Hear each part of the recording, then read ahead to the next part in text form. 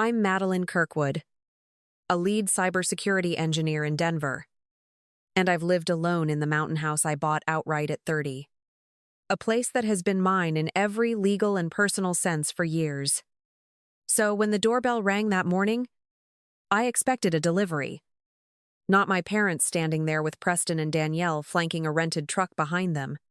My mother eased forward as if the porch already belonged to her and said, "Start packing your things. Maddie.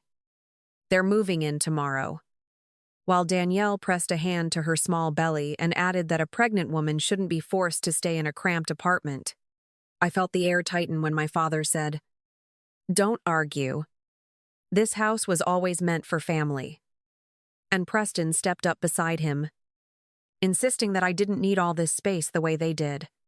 I told them plainly that the deed was in my name alone and had been from day one. But my mother waved it off with, "Technicalities don't matter between relatives." And the way they all leaned forward at once made the truth flare sharp. The U-Haul wasn't a coincidence. They had planned this long before I opened the door. My father tried to move past me with a confident, "We're not here to negotiate."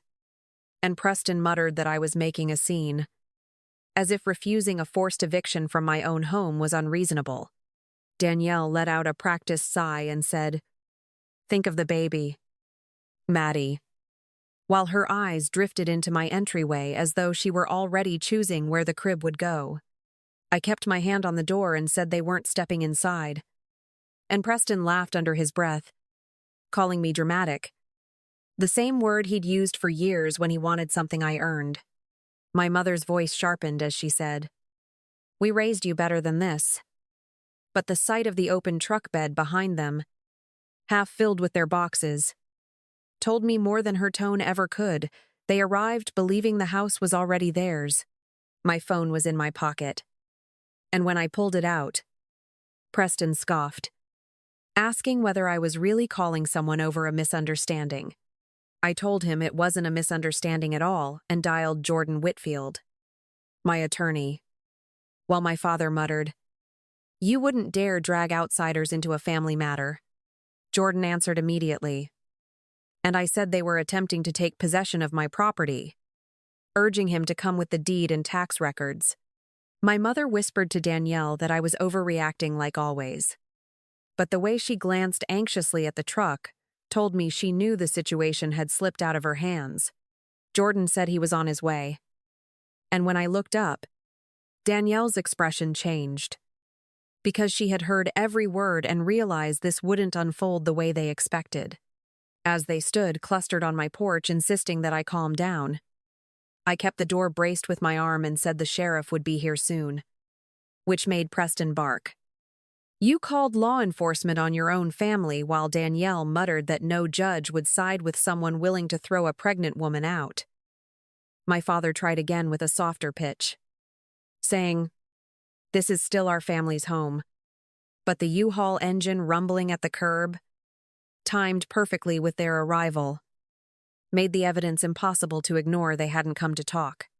They had come to move in whether I agreed or not. And I finally understood that the line they were crossing was one they'd been approaching for years. Jordan told me he was 12 minutes out. And when my father snapped that I was turning a simple family discussion into a legal circus, I kept my hand on the door and said he wasn't stepping inside until the sheriff arrived, which made Preston throw up his hands and tell me to stop pretending paperwork matters more than blood. My mother insisted that Jordan couldn't overrule a family's intentions. Yet the way her voice thinned when I reminded her the deed had been recorded in Boulder County years ago told me she understood exactly how real this was becoming. Danielle murmured that no judge would deny a pregnant woman housing, but she wouldn't meet my eyes when I asked why the two of them had shown up with a truck full of boxes before ever speaking to me. By the time Jordan's car pulled in behind the truck, Preston was pacing the porch and muttering that I was heartless, a word he always reached for when he was afraid the situation had turned against him. Jordan greeted me calmly and opened a folder, telling the group he had the original deed, updated tax receipts, payment history, and proof of sole ownership, while my father stepped forward, claiming the house belonged to the family long before she signed anything. Jordan asked for documentation supporting that claim, and the silence that followed drew the sheriff's attention the moment she walked up the path.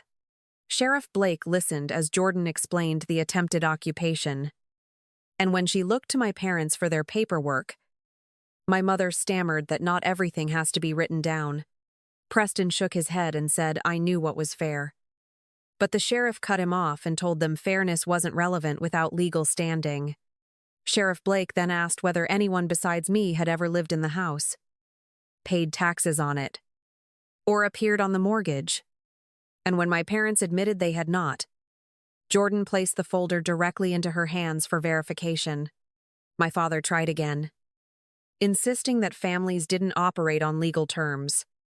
Yet the sheriff responded that property law absolutely did. And she read out my name as the sole owner while Danielle whispered that this was getting blown out of proportion. Preston took a step toward the doorway, claiming he had a right to inspect his future space. But the sheriff told him firmly to stay back until she completed her assessment. The shift in his posture when she rested her hand near her badge made something inside me settle. Because for the first time that morning, someone besides me enforced a line he wasn't allowed to cross. When Sheriff Blake closed the folder and announced the house was legally and exclusively mine, my mother gasped that I was choosing outsiders over family. But I told her they had arrived with a truck, not a conversation, and that was the only choice that mattered. My father demanded that the sheriff reconsider, arguing that I was too emotional to make this decision. Yet the sheriff corrected him, saying I didn't need a reason to deny entry beyond owning the property. Jordan advised them to leave before the situation escalated, and Preston muttered that I would regret this, though the way he backed down when the sheriff's eyes fixed on him showed he finally grasped that bluster would not rewrite the facts. As they retreated toward the truck with frustration simmering between them, I remained at the doorway holding the folder Jordan handed back to me, the weight of the documents matching the clarity settling in my chest. They hadn't expected to be confronted by proof, only by the version of me who used to fold when pushed. Preston's post went up the next morning, a public announcement that his selfish sister refused to shelter a pregnant woman. And when I read the line claiming I was hoarding the family home, I felt my chest tighten as dozens of comments appeared within minutes repeating his version of events. My mother called before I could finish scrolling and demanded, "Take that bitterness out of your voice and fix this mess," insisting I apologize to Preston for embarrassing him online, even though he was the one who dragged my house onto Facebook. Danielle's text followed an hour later saying, "You knew we needed space and you still chose to humiliate us," paired with a smiling photo of the two of them standing in front of my porch, which they'd posted as proof that I was locking out family. When a distant cousin messaged me asking why I would put a pregnant woman at risk, I finally understood that Preston's narrative had already spread further than anything I could correct with a single explanation. I called Jordan and told him exactly what Preston had written, and he said, "This is defamation with intent to pressure you," before drafting a cease and desist the same afternoon. My father left a voicemail insisting I stop escalating and warning that no one would forgive me if I went through with legal threats. As if the online campaign wasn't already a legal issue on its own, Preston responded to the cease and desist with a barrage of calls, shouting that I had lost all sense of loyalty. And Danielle could be heard in the background crying as she said, "How can someone be this cold to family?" before the line cut off. By the end of the day, my phone showed 47 missed calls, each one pushing the same demand that I undo damage they had chosen to create. I blocked every number but my parents, and when my mother reached me again, she said, "Your brother is devastated. You need to fix what you broke." Ignoring every detail I repeated about the sheriff's ruling and the legal documents they'd refused to acknowledge, Preston doubled down online, now insisting he had verbal rights to the house, though the photo he attached was the same one from my porch, with the U-Haul behind them making the setup impossible to ignore. People shared his post nearly 300 times, and each share carried the same false claim that I was denying basic compassion, even though none of them had been present the day they tried to push past me.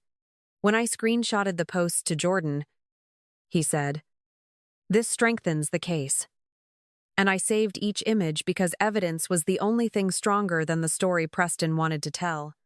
The next morning, my aunt called to accuse me of destroying the family brand. And when I asked her what she meant, she said Preston had told everyone that I'd been unstable for months. A lie so rehearsed it almost sounded casual. My father followed with another warning that I was going to lose everyone if I didn't make this right.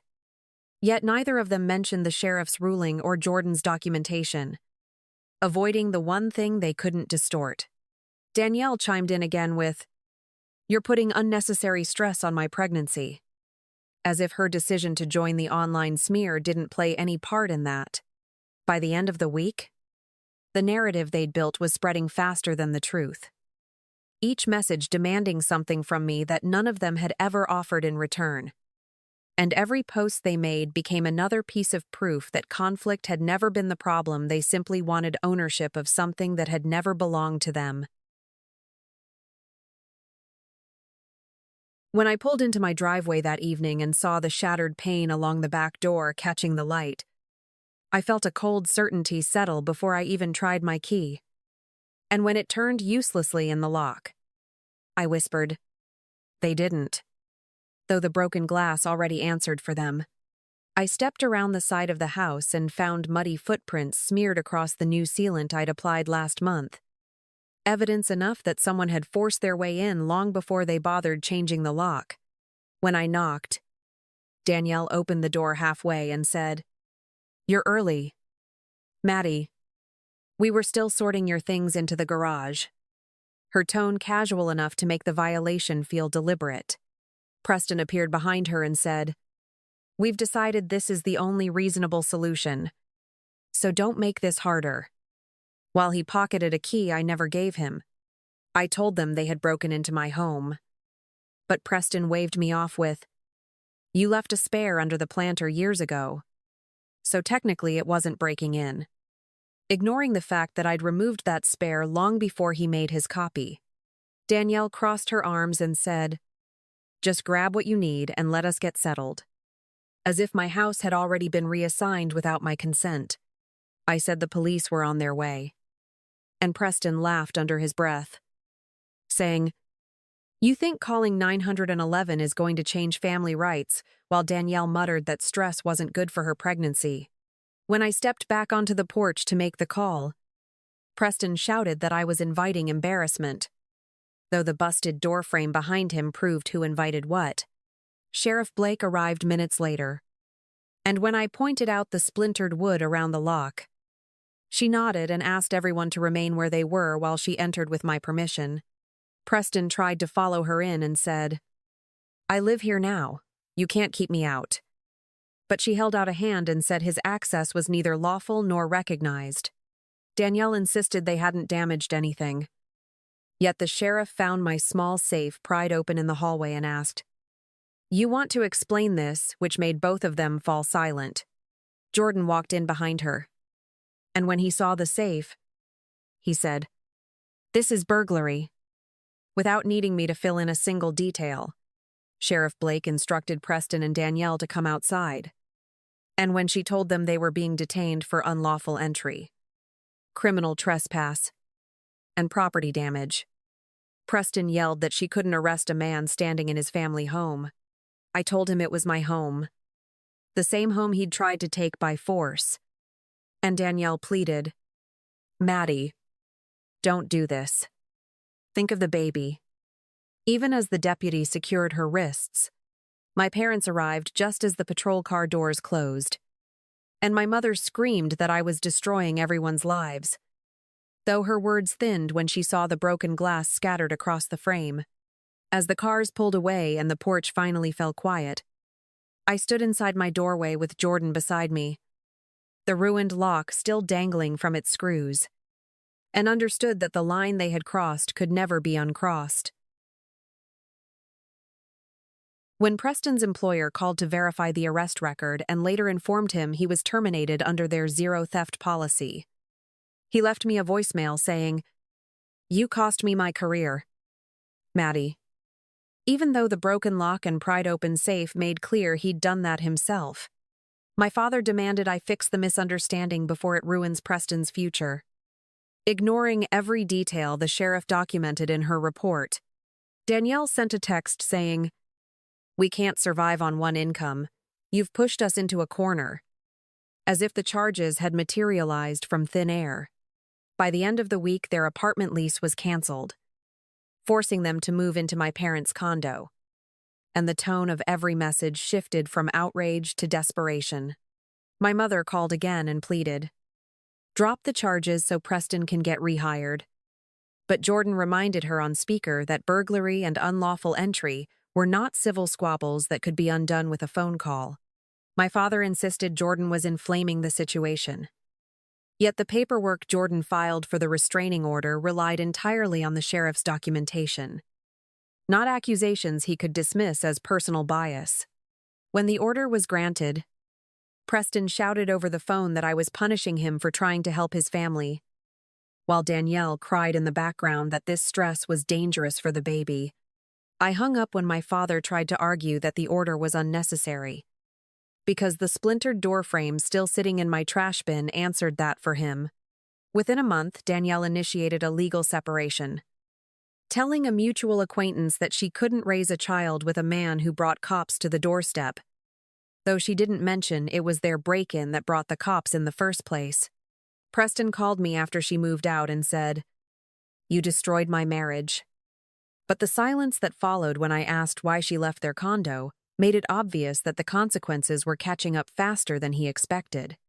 Extended family split down the middle, with some accusing me of cruelty, while others quietly admitted they'd seen this coming after years of watching Preston take without giving.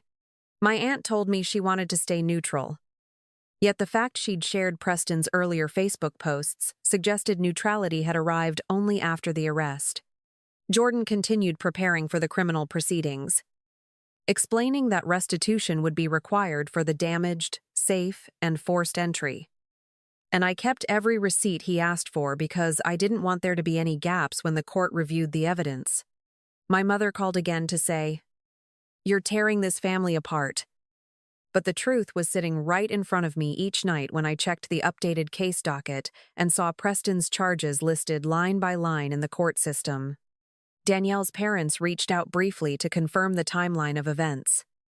And when I forwarded the sheriff's report, they replied with a short message saying only, "Thank you for the documentation." By the time the hearing date was set, the fallout had stretched across their jobs, their marriage, and every branch of the family. And all of it pointed back to the same moment when they broke into a house that never belonged to them. The courtroom felt smaller than I expected. And when Preston walked in with his attorney and muttered, "This is overkill, Maddie," I kept my eyes on the judge because the photos of the broken lock and the pried open safe were already entered into evidence. Jordan presented the deed, the tax records, and the sheriff's full report, stating there was no ambiguity about ownership. While Preston's attorney argued that he'd acted out of family concern, a phrase that made the judge raise an eyebrow. Sheriff Blake testified next and repeated, "They were found inside the home without permission," her voice steady as she described the forced entry and the damaged frame. Preston shook his head and whispered, "She's exaggerating." But the judge cut him off and reminded him the record spoke louder than commentary. When Danielle was called, she hesitated before saying, "We thought we had a right to be there," though she avoided looking at the photo of herself standing behind the splintered door. Jordan asked her whether she'd placed my belongings in the garage bags, and she answered, "I helped." "Yes," which left her attorney rubbing his forehead. Preston tried one more time to interrupt, saying, "We weren't stealing, we were reclaiming what was ours." But the judge leaned forward and said that intention did not override law.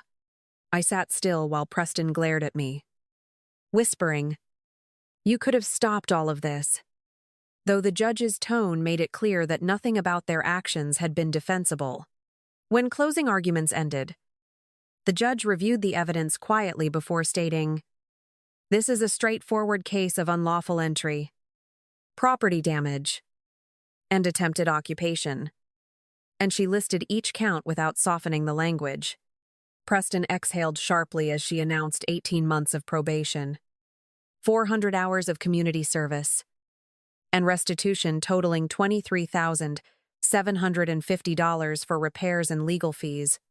Danielle began to cry when the judge added that both defendants must issue a written public retraction acknowledging the false statements they spread online. Preston looked at me and said, "You've ruined everything." But the judge reminded him that accountability wasn't ruin, and nothing in the record suggested I'd created consequences that hadn't been set in motion by their own choices. When court adjourned, Preston's attorney spoke quietly to him about compliance. But he shoved the papers away and muttered, "This isn't over." Even though the ruling had been final and the orders were already being processed, Danielle left without speaking, her shoulders low as she followed her attorney into the hallway. Jordan handed me a copy of the restitution order and said, "It's done." And the words felt matter-of-fact rather than triumphant. As I stepped outside into the dry Colorado air, I understood the judgment hadn't restored anything that had been broken. It had only made visible what had been true long before the trial ever began. I started meeting with Dr. Valerie Knox a few weeks after the sentencing, and during our first session, she said, "You've been carrying responsibility that was never yours," while I traced the outline of the restraining order folded in my bag. She asked what it felt like to have the house quiet again, and I told her. It feels like someone finally turned off a noise I didn't know was constant. The truth settling only as I said it out loud. When she guided me through the difference between protection and punishment, I realized how often I'd been told those two were the same. By the time the session ended, the hallway outside her office felt wider than it had when I walked in. Work became steadier after that. And when my manager said, "Your precision on that audit saved us a headache," I felt a grounding I hadn't recognized in months. I began renovating the former guest room into a home office. And when the contractor asked, "You want the reinforced lock here," I nodded because the broken frame I'd replaced still lived in memory more than in sight. A colleague introduced me to someone she thought I might enjoy meeting.